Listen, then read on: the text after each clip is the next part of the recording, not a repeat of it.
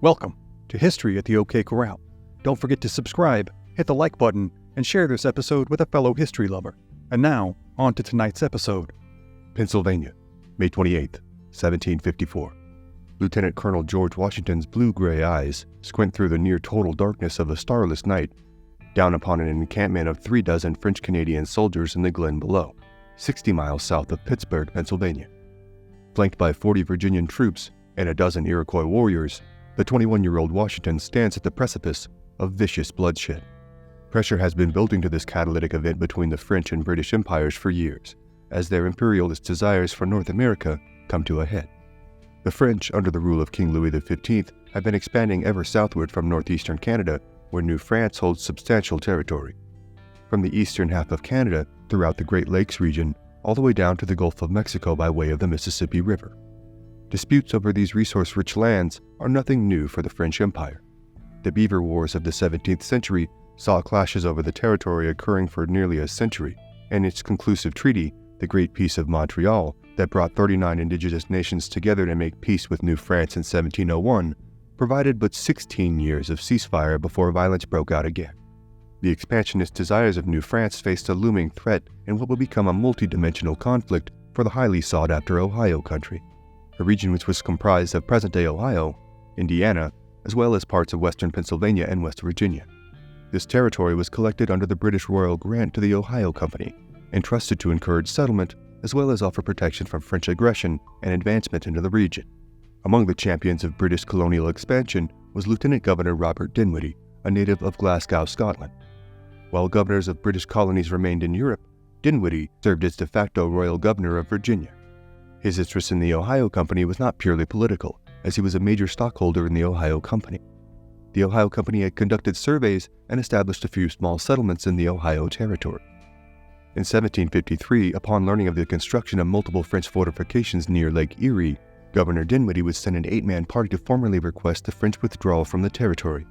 Dinwiddie selected a young major from the Virginia militia to lead this expedition, a 21-year-old George Washington. The Virginia governor was not the only leader in the area who took opposition to the French territorial expansion. The Mingo chief, Tanacharison, also known as the Half-King, also took umbrage with the new fortifications being built in this region. The Half-King had met the commander of the French-Canadian construction efforts, Paul Marin de la Malgue, and Tanacharison had bestowed wampum to the commander in a goodwill gesture before delivering his message of concern for the French advancements. Marin de la Malgue took a direct and incendiary approach in his response, slamming down the wampum to the floor and charging back, "I'll tell you over the river, I will go. If the river is blocked, I have the forces to burst it open and tread under my feet all that oppose me. I despise all the stupid things that you have said." Understandably, this insulted the Half-King, as he had already felt a particular disdain for the way his people had been treated by the French, treating the natives more as offspring than equals. In December of 1753, Major Washington's envoy would head northwest to the Ohio Territory. The directive Washington was given, handed down to Dinwiddie directly from London, is as follows. If the French were to be found building forts on English soil, they should be peacefully asked to depart. If they have failed to comply, however, we do hereby strictly charge and command you to drive them off by force of arms. The order was signed directly by King George II. Washington's selection for this mission at such a young age was in part because of his experience as a land surveyor, giving him an understanding of the terrain of which he was about to traverse. Upon their arrival at Logstown, Major Washington requested a conference with Seneca tribal leader Tanacharison. Washington handed the Half-King's associate a string of wampum and some tobacco to his deputy upon delivering the request. On November 25th, the Half-King arrived to meet Washington, and made a point to intimate to the young major many horrid tales of the French, that they had killed, cooked, and then cannibalized his father, that they viewed he and his people as more mosquitoes and flies than humans. The native leader said he viewed the British as trading peers, while their French counterparts were coming to conquer and displace them. The Half-King adorned George Washington with the nickname Canatacarius that was likewise bestowed upon George Washington's great-grandfather, John Washington. The name means town taker and destroyer of villages, and while the literal translation may seem a slight of him, George Washington contentedly accepted the moniker, and would even write about it fondly later in life, noting that it was not given to him from Tanacharison as a pejorative. Washington's request for the Half-King to provide an escort to the French fort to deliver his diplomatic message was granted, after a few days' delay for the natives to ceremonially bestow wampum to their new young ally. The escort offered was comprised of only 4 men, including the half-king, and the journey consisted of 5 days of trudging through near-freezing rains, through bitter winds, and thick mud from the ground that had not yet solidified under a proper winter's freeze. Washington arrived at the trading post of Venango, and was greeted by the French captain Philippe Thomas Chabert de Joncaire. Born to a French officer and a Seneca woman, he served as a translator in French and Indian affairs. The wine flowed freely that night, and while Washington kept his wits about him, he listened keenly as the French began to disclose their ambitious design to take possession of the Ohio, and revealed the location of their forts amidst their drunken negligence. After a few days' delay at Venango, the young Major Washington's party, now accompanied by both a native as well as a French escort, headed off for Fort Le Boeuf. The 40-mile journey consisted of some of the most difficult conditions he had faced, with many mires and swamps needing to be covered. With the temperature plummeting below freezing, Washington rode on ahead of his party with Christopher Gist.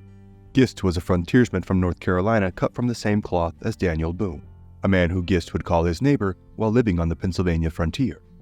Gist had been hired by the Ohio Company for 150 pounds, a meager salary Washington would have been willing to pay him innumerable times over had he had the requisite funds himself. The arduous journey to Fort Le Boeuf would come to a close on the night of December 11th, as Washington and Gist would arrive at the makeshift compound consisting of 4 buildings put together with haste using bark and plank. Captain Jacques Legaudieu de Saint-Pierre, a gray-haired, one-eyed commander who remained hospitable even after learning of Washington's message calling for the withdrawal of the French Canadians from the Ohio Valley. Saint-Pierre informed Washington he did not feel obliged to obey the directive he had been delivered, and stated that the French had every right to kill and capture British traders within the Ohio country. Colonial Britain's concerns about French expansion had now been proven accurate, and Washington took great care while at the fort to compile extensive notes on the hundreds of canoes and extensive armaments the French had stockpiled. Before heading back, Washington would come to find that Saint-Pierre had offered liquor, guns, and provisions to the half-king and his men in an attempt to get them to stay at Fort Le Boeuf and forego returning as guides with Washington. Upon learning of this plot, an irate Washington confronted the half-king and accused him of betraying his agreement and confidence. The Seneca leader then refused Washington's request to lead him back to their home base. While Washington had a zealous ambition to return to Williamsburg with news of the belligerent actions of the French and their non-compliant response to his delivered message, the journey home would put the young major's life in precarious circumstances on multiple occasions. The horses that they had brought along on the journey were in such poor condition it was decided better to abandon them. Washington and Gist, with a couple of natives as their guides, headed forth on their own as they endeavored to promptly bring the French response to Governor Dinwiddie. As Gist and Washington navigated their canoe through icy waters, nearly being upended on multiple occasions and plunged into the frigid current, they arrived at their first rest stop, and when their Indian guides would not continue on with them, they made the trek on their own. Along the way, they met a party of French Indians who agreed to be their guides, taking them the shortest way to the Ohio River. Washington was suffering from exhaustion so severe, he let one of his guides carry his backpack along the route. After trekking a substantial distance, the French Indian guide suddenly raced out ahead of them and turned around just 10 yards away to fire directly at Washington and Gist. Christopher Gist rushed forward and took the native to the ground, preparing to slay their would-be killer, when Washington cried out for him to stop. Washington spared the hostile guide's life, instead opting to bind him until dusk and then release him into the woods.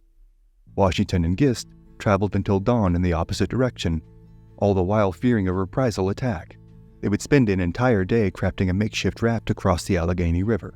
Once they launched the watercraft, they became aware of how swift and violent the current truly was, and the canoe struck a chunk of ice racing downstream. Washington was thrown into the freezing waters.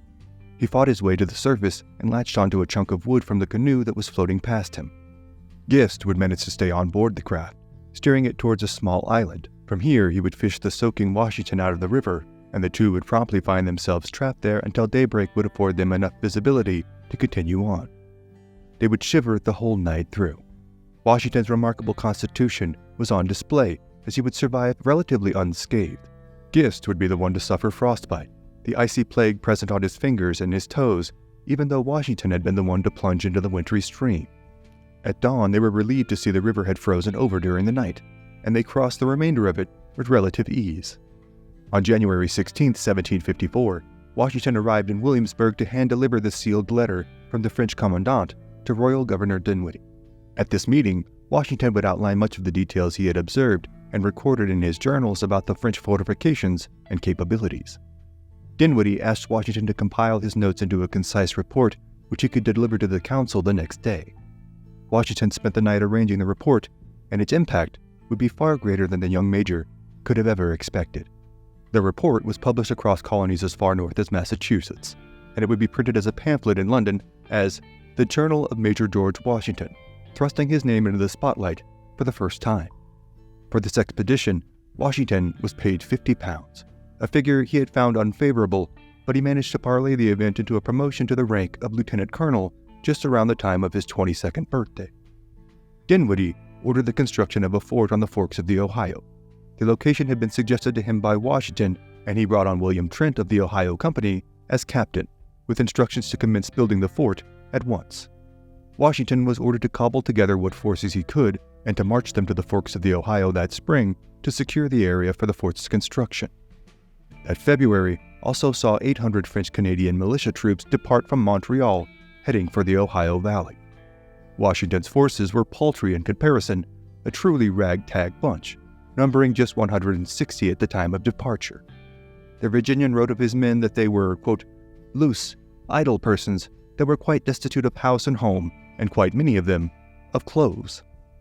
Washington sought red uniforms for his men, of the kind worn by His Majesty's troops, as he felt as though the colonial regiments were looked upon as second-class citizens, a feeling that would linger throughout his British colonial military career. When word came down to Dinwiddie of a French raiding party charting a path towards the forks of the Ohio, Washington was ordered to take what troops he had and head out at once. He was instructed to maintain a defensive posture, but was authorized to use deadly force were the French to obstruct any of their settlements or fortifications. On April 2nd, Washington headed out with his green recruits. 3 weeks of traveling had passed when Washington received unsettling intelligence about French activity in the Ohio country. Over 1,000 French troops had overtaken British forces at the forks of the Ohio River, and the fort had fallen into French hands, being renamed Fort Duquesne.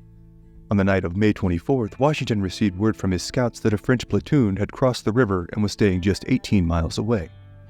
Washington took up a defensive position at the Great Meadows, near present-day Uniontown, Pennsylvania. Christopher Gist reported to Washington that French soldiers had invaded his cabin and threatened to kill his livestock and pillage his home. The Half-King, having joined forces with Washington once more, confirmed the existence of this rogue band of French Canadians and informed him that they had set up camp just 7 miles from their location. Upon hearing this, Washington altered course from his defensive mindset, not wanting to toil through yet another night of waiting to be stumbled upon, or worse yet, ambushed. Washington and the Half-King set out with their 40 men, a dozen of which were natives, and voyaged out into a rainy, moonless night, hunting for the French encampment. The night was so dark that the men continuously stumbled into one another as they marched single file. 7 soldiers went astray into the woods, losing step with those in front of them and unwilling to decry the missteps, as a break in the silence would give away their position to enemies who may be nearby. In the pre-dawn hours of May 28th, under the navigation of the Half-King, Washington now leads the men to the crest of a hollow surrounded by rocks. From the high ground above the sleeping French encampment, the natives slip through the trees to encircle them and block any escape from Washington and his men. Upon hearing the rustling around them, the French grasp for their arms, and shots ring out towards the colonials. Washington's men fire off 2 quick volleys that leave at least 10 French soldiers lying dead, while the rest throw their arms down and surrender. Now, as they descend upon the forfeiting side to capture the remaining men, this course of events takes a dark and unsettling turn. From the woods behind the encampment, the Half-King walks towards the wounded French officer, Joseph Coulon de Jumonville, and speaks in French, "Thou art not yet dead, my father." The Half-King then raises his hatchet above his head, and with tremendous force, strikes it down upon the skull of Jumonville. He repeats this 3 more times, as a stunned Washington looks on silently.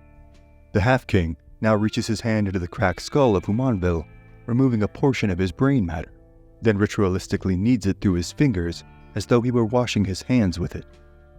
Washington, having suffered 1 man killed and 3 others wounded, finds himself in a precarious circumstance. He knows that admonishing the Half-King could create an unwanted divide between them, and he seeks the most diplomatic way to make his position a sympathetic one. In his reporting of the events to Governor Dinwiddie, Washington emphasizes the French's aggression in the prelude to the firefight, as well as the clandestine way they had spied on their party's activities, whereas Washington had delivered his diplomatic message the prior December with a statesmanlike dignity. The French account is markedly different from that of the British, and will even be used to propagandize Washington as a murderer and inflame the diplomatic relations of the two empires in precursor to war. Washington, however, does not have time to ruminate on the empirical effects of his actions, as he knows a French counterattack will be on its way. The Virginian commands his men to dig a circular fortification for the coming onslaught. This fort will come to be known as Fort Necessity, and the battle that follows will see the young lieutenant colonel captured by his newfound enemies. But the tales of heroism and sacrifice in the coming years and decades are too numerous to cover in one episode. For tonight, those are other stories for other times. Thank you for joining us on this episode of History at the OK Corral. Be sure to click the like button, share this episode with a friend, and become a subscriber. Also, if you'd like to support our work and gain early access to episodes, as well as ad-free viewing, you can become a member of this channel by clicking the join button or click the link in the description below to become a member on Patreon. Thank you again for watching, and we'll see you next time on History at the OK Corral, home of history's greatest shootouts and showdowns.